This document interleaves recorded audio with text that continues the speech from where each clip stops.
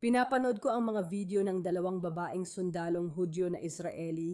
Hinahabol sila sa kalsada ng Binebrok ng mga relihiyosong lalaki at mga batang lalaki.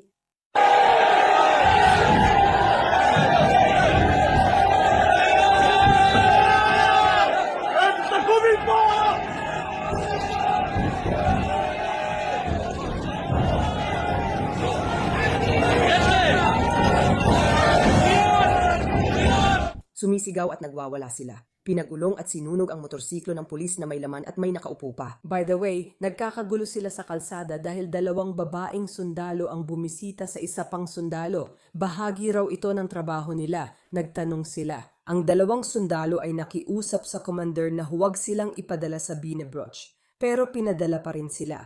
Ngayon nagkakagulo na at parang nagwawala na sila. Matagal na naming pinag-uusapan sa Beijing, siguro 14 na taon na, kung paano binibigyan ng ilan ng sariling patakaran ang mga tao, iniisip na mas mataas sila sa batas at pwede nilang gawin ang gusto nila. Pwede nilang tawaging Nazi ang mga pulis, tawaging shikses ang mga babae, sumigaw, mag-ingay, maghagis ng bagay at manira ng ari-arian na labag lahat sa Torah. Matagal na naming sinasabi na kapag pinayagan ito sa maliit na antas, magpapatuloy ito sa pambansang antas.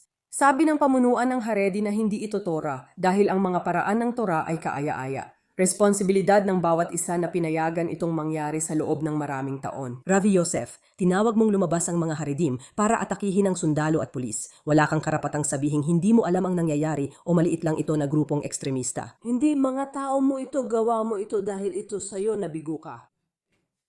Kami bilang Israeli Society, hindi na ito titiisin. Kung walang gagawin ang gobyerno at hindi poprotektahan ang mga babaeng Hudyo, para saan pa ang estado natin?